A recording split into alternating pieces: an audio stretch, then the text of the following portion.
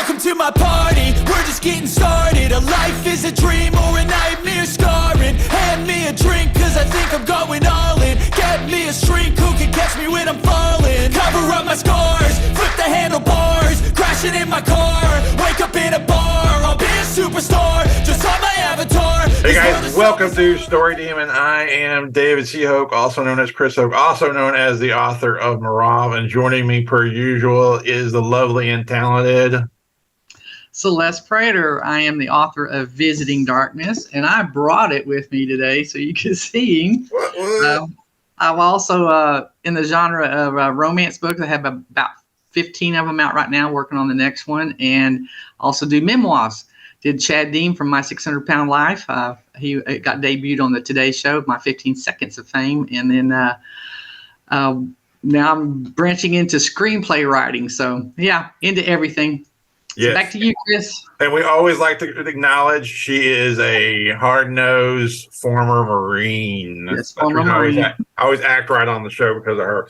All right, and joining us today is the equally lovely and talented Colleen Cry.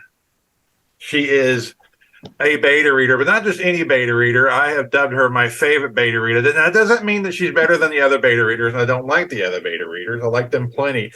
She is my favorite because she gives fan feedback. And I don't even know if she intends to do this or not. But when I gave her Mirov to beta read before it was all nice and printed, she gave me feedback like she was a fan. Not meaning she's a fan of the book, which she maybe became one, maybe. But like, she didn't tell me about grammar. She didn't talk about like structure or anything like that. She gave me feedback like she was watching a show or something like that, and then tell me how she was liking it, or if something didn't make sense plot wise or whatever. So, Colleen, I guess give us a little like intro on like what is your approach to reading? Like did you intuitively just do it that way, or is that just how you read? Like, talk to me about that. Like, what kind of reader are you, and how that led to being a good beta reader here? Well, in all fairness, when you posted looking for beta readers, I Googled it first. So I had a guideline of what to do. But yeah, I would say I read like that. I mean, I think I have been reading extensive books since like 11 or 12 years old with Stephen King. So pretty used to, making sure I like the story and what's going on and keeping up with the characters. See, and what Chris was alluding to about not checking the grammar and the structure, that was my job. Mm-hmm. I was the one that beat him over the head until I said, no, you have POV violations. All of a sudden it was Mirov, all of a sudden it was this other guy. You threw me off. Yeah. So that's the kind of things I did with Chris. So, and Colleen's job was just to read it as if you just bought it off the bookshelf and give us feedback from a reader's point of view. So that's cherished information. Trust me, cherished information. Yeah, it's almost like the water cooler type of feedback, if you will. She gave the feedback you would give if you were talking to friends about a show you were watching on Netflix, or if you were reading a book series and you were like, I had another friend that was reading the same book. That's the type of feedback she was given. So I guess to be selfish, but I mean, you did read Mirov, so we got to talk about Mirov. What was your favorite thing about the book? Because I'm not going to speak for you on this, but you seem to like it, seem to become a fan. I loved it. I wasn't sure if I would because of the way you were, like the genre you were describing it, and that's not typically my style, but loved the book, loved everything about it. My favorite, I told you that, it was Ethel. Yeah, Ethel, yes, loved Ethel. What was it about Ethel that you liked so much? I think he did such a good job choosing like her personality, her voice, because you could hear it in your head as you were reading it. Good. It was perfect. And so for those who haven't read it yet, Ethel is an AI that the main character Mirov finds in a gun droid. And then she ends up being an AI. She takes with her everywhere. So, what? And it goes back, and so Colleen could understand this. When we build in characters like that into our books, they're called our sidekicks. Somebody we can talk with, have the character talk with and bounce ideas off of, have different points of view while looking at, oh, watch out, Mirov, stuff like that. So that's what that purpose is for Ethel. The most important character in the book, the character that makes the entire book work is Ethel. In fact, I have many drafts before I thought of her where I started and stopped because I was missing something. And when I came up with the idea of Ethel, everything clicked, and then I started cranking out pages, because it's kind of like the movie Castaway. I compare her to Castaway. She's Wilson.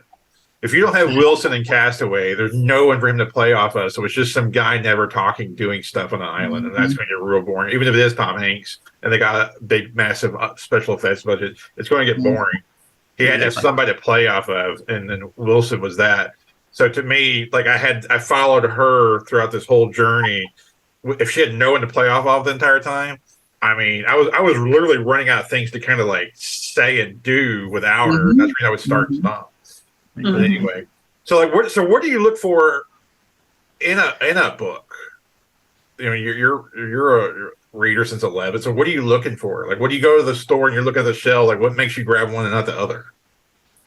Well, I was thinking about that the other day, and I was thinking about my last trip to Barnes and Noble, and I ended up buying book one of a series, but I didn't know it was a series. And what caught my attention on this book wasn't the cover, because it was actually fairly bland for a cover.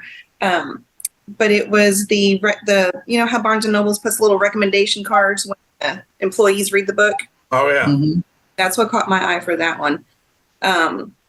Any other book, I'll typically, let's say I read a book by Bob and it's a great book. I will like look up books that are similar to it. Like when you shop on Amazon, it says you might also like. Sometimes it's the cover. I don't know if you've ever read Intensity by Dean Koontz. It's bright neon swirls. That caught my attention. Yeah. I'll ask you a question too. Is like, do you prefer going into a physical bookstore and filling the book in your hand? That's how you prefer to shop for them, or do you do half and half? Like sometimes you'll go to Amazon, do Kindle, or buy the paper book off there. What's your preference? I'll only go to Amazon if I know the exact book I'm buying. Other than that, I have to see it. Yeah. That's what's killing us, Chris, is because we are indies with our Visiting Darkness. Now I have books with another publisher for my romance, and they get out there a lot more. Being an indie publisher through Amazon strictly, people, like you said, we have to tell them it's there because they don't end up in Barnes and Noble, even though they may. Like my romance books, they're in Barnes and Noble, but they won't put them out on the shelves because they're not mass-produced books like Dean Koontz and Stephen King. So us poor little other authors, we have some fantastic authors out there, and you'll never see them unless you go and search around on Amazon to find us. I know it can't replace physical, real-world books, but that's why my personal social media has pretty much become a Mirov channel, and I'm sure it annoys some people, but that's all I talk about. But I mean, I'm trying to overcome all those like deficiencies with just like constantly. That's the reason why I do a podcast. I have like an extra little podcast I do that's just the book, and so I started doing TikTok videos just about it. So like it's hard to overcome. In fact, and yesterday, no one knows this except for you, Celeste. Colleen doesn't know this, but I found out for sure from Amazon themselves that we could sell our books on our own websites, the physical ones. So yeah. I'm going to start doing Me too. Signed copies and then sell them on my website and social media. I even set up a Facebook e-commerce store. So that's coming soon. Oh, and Mirov shirts are coming soon. You're getting all the deets here, Colleen. I was going to ask her if when you ever do go to Amazon, do you ever, if you run across a book and say, hey, that sounds interesting, do you actually go to the point of the look inside to read a little bit about it, or are you just interested in the title or the book cover? How's the blurb affect you? Yeah, the blurb too. The blurb doesn't affect, well, I mean, it does, but I probably shouldn't even say this. So I have to read, and I kind of got out of it for a little while and then regretted it. But I like to read the last few pages of a book before I decide to buy it, which sounds counterproductive. But if I hate the ending, I'm going to be miserable with that book and that author forever. That is wild. I've never heard that point of view. So yeah, there may be a lot of people that do that. Yeah. Yeah. Well, like the Divergent series, I saw the first movie and I thought, well, let me read the books.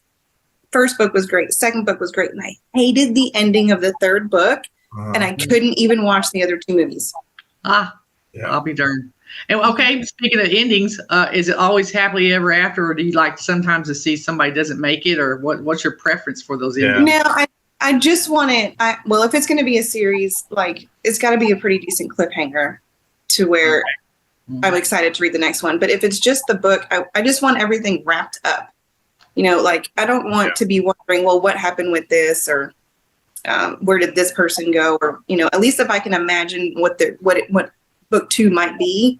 That's what So that cliffhanger has to have some kind of little hint that there's something really, really cool coming around the corner, but you don't necessarily know it right now. Oh, good. I'm doing those good on my books then. Well, so romance books.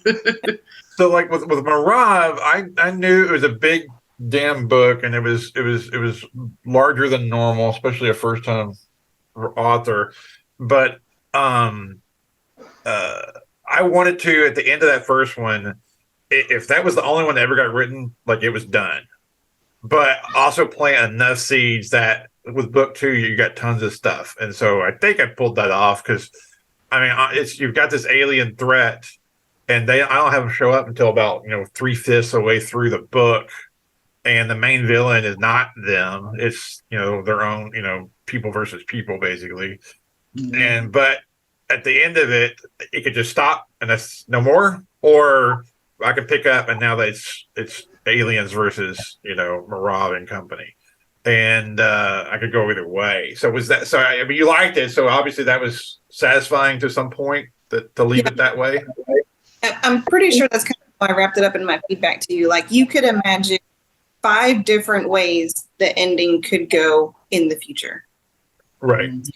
I thought it was perfectly ended. And to be quite honest with you, that's why I've not just dived into book 2 and wrote out 30,000 words already, is because I've got so many possibilities.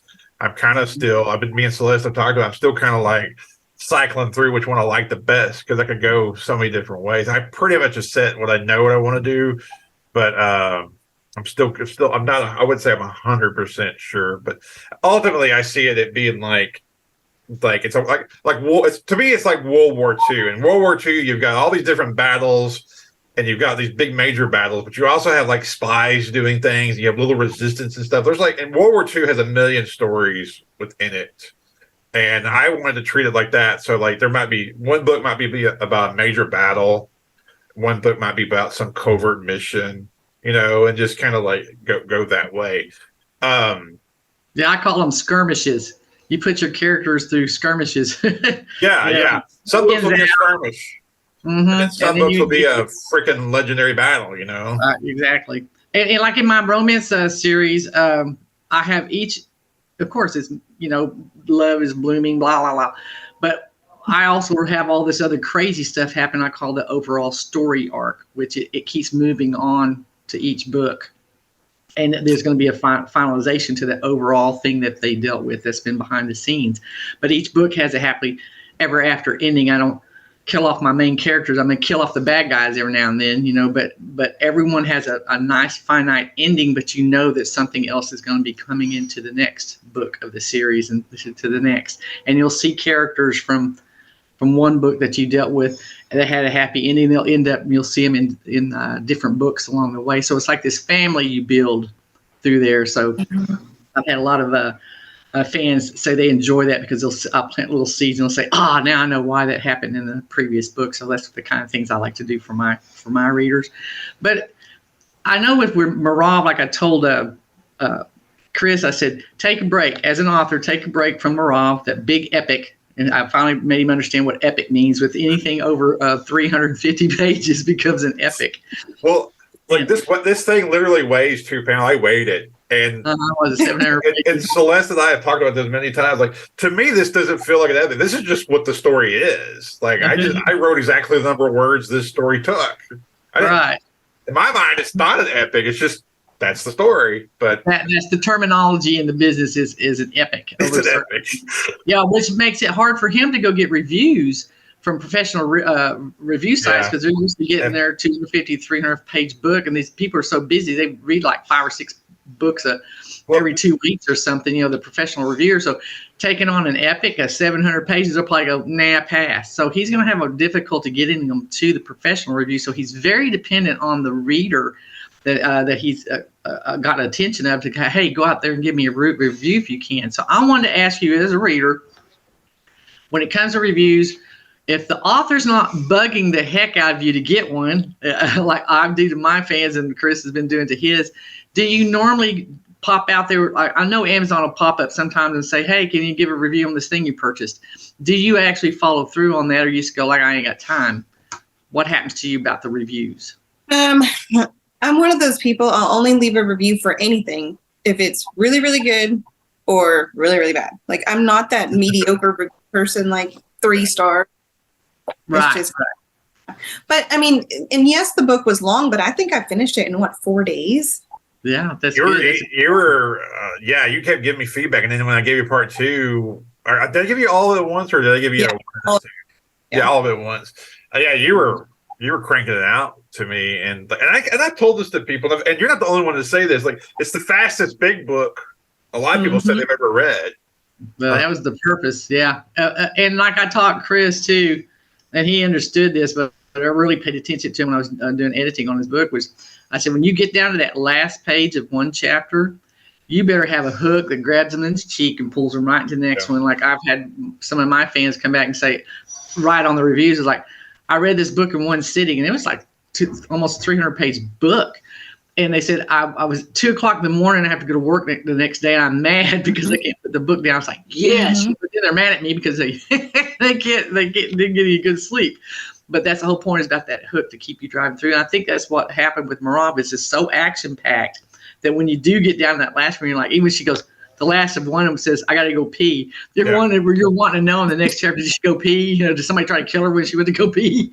Yeah. So that's the whole key to it. But I like what she said about that she'll only give them if she really, really likes them, or it's really bad. I'm pretty sure she'll give feedback of why she thought it was bad. But to us authors, if it doesn't have to be a 15-page review like you would get from a professional review site. We're looking just for, hey, thumbs up, y'all need to go get this, or awesome, I couldn't put it down. Just a one-liner is not the right soliloquy. Yeah, is nirvana. And do you also let your friends know? Like, once you've read a good book, do you go, hey, I just read this book. This is great. You need to get this, and this is where you can get it at. Do you go to that level as a reader?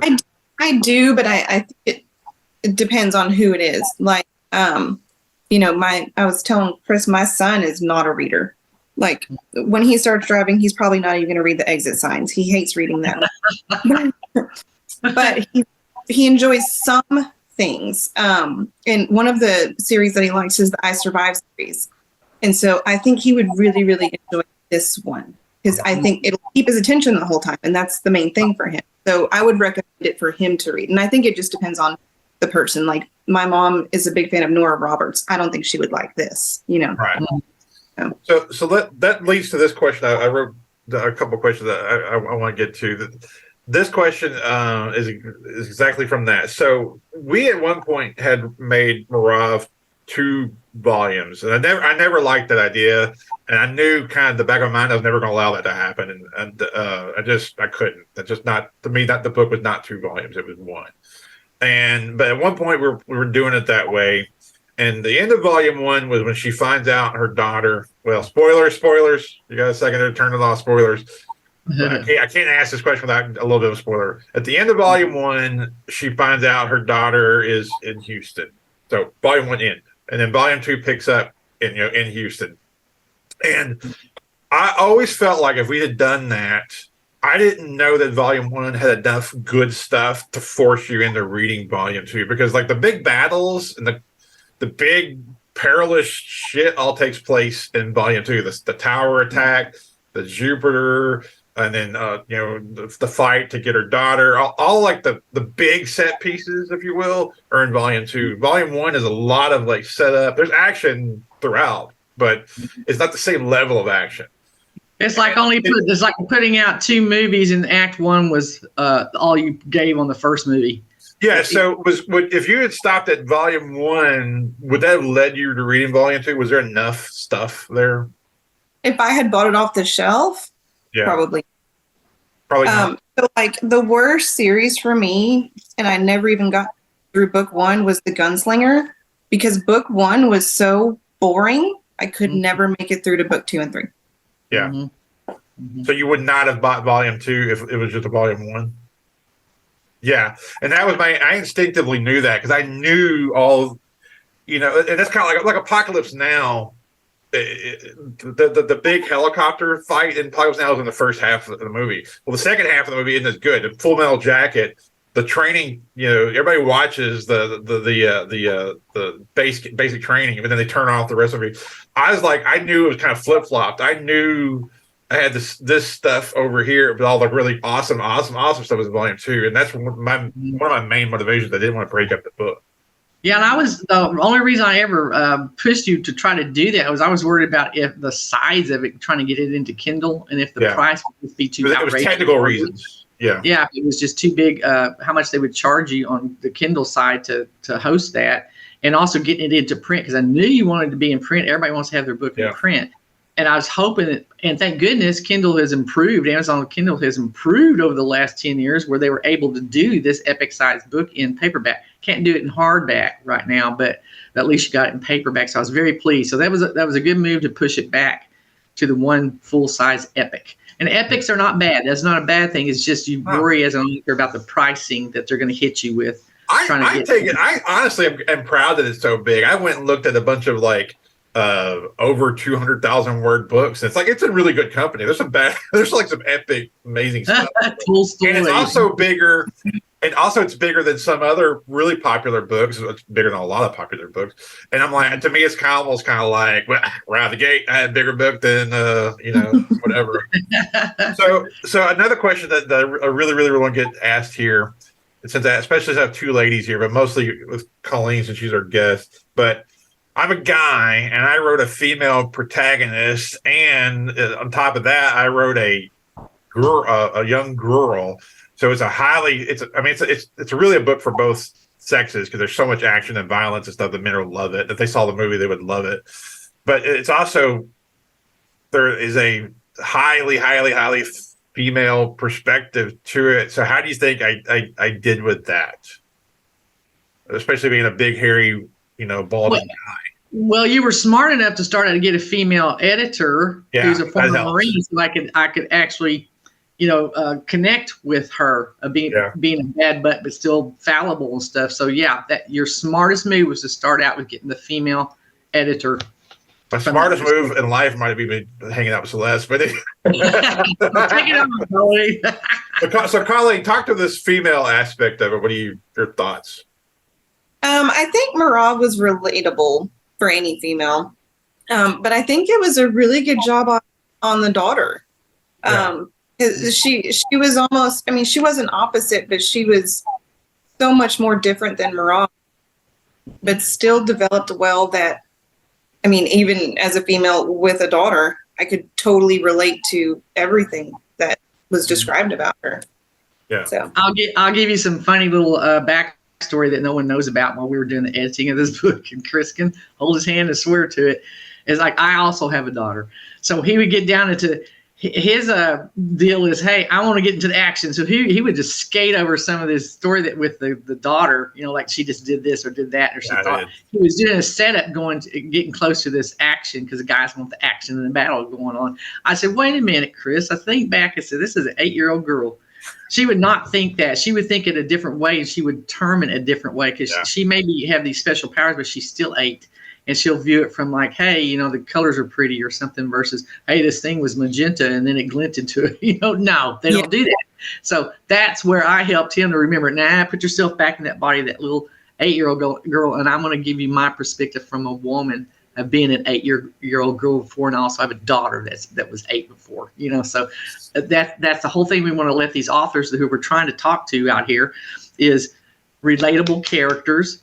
and make it as real, make it where no one's going to laugh at you when some guy writes about a little girl and they know it's stupid. So you get to those me, people it was sick. and help you with that. To me, it was not really a stretch to write female. I mean, I grew up I'm Gen X, so latchkey kid. I was raised by my grandmother, my mom, and my oldest sister. That's who raised me.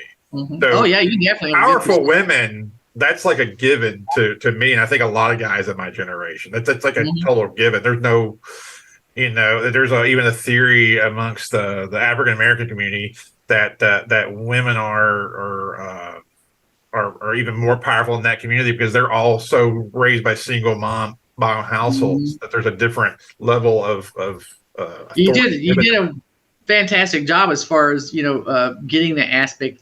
As a woman, I did relate with her that even before I even started coming in and being your editor. Yeah. And then look at me. I wrote Max Browning, a cop, 50-something-year-old cop. And yes, so that's you should get your book too, Colleen. Colleen, I'm gonna come by your house. I'm gonna give you the book. I'll autograph it for you, Colleen, and I want you to read it and give me a review. Yeah, Okay, will do. Yeah, you should totally give her that. But I went to Chris. Chris was my first male feedback from Max when I had him read my draft before he went out. So I had him read. I said, "Give me perspective," and he loved Max off the bat. But there was one character he didn't like too much, and there he thought he was too, and the word starts with a P. So in my screenplay, I just knocked that one character completely out. I was like, you won't even use that character in there because Chris doesn't like him. So, but he gave me the male perspective on that as well. Yeah, I writing a female, I tried to stay within bounds of what I knew, and I would actually ask Trish her perspective on certain things when I thought I was getting far afield of what I could experience or relate to. And then I think that with Visiting Darkness, you had Max, this main character, is a highly alpha male guy, and the way other men would react to him in the first beta read was they were too enamored with him too quick. And I'm guys don't do that. Guys don't fall in love with other guys like well, that. You got to remember, he didn't because Chris doesn't have that little kind of thing about the guy that I'm did not that. Sunsets of Warm Puppies. I'm not that guy. I know. That's why I kind of blew you off there a little bit on some of it. And I kept it in there because I knew there was a reason why I did it. Because Jason just found out this horrific thing, and he's so vulnerable, and so now he's got this attachment. And I explained it through the book, and I'm not going to give it away because Colleen's going to read it and let us know what she thinks about it. But there was a purpose of why that guy was there. But I purposely took him out of the screenplay so Chris wouldn't bitch at me.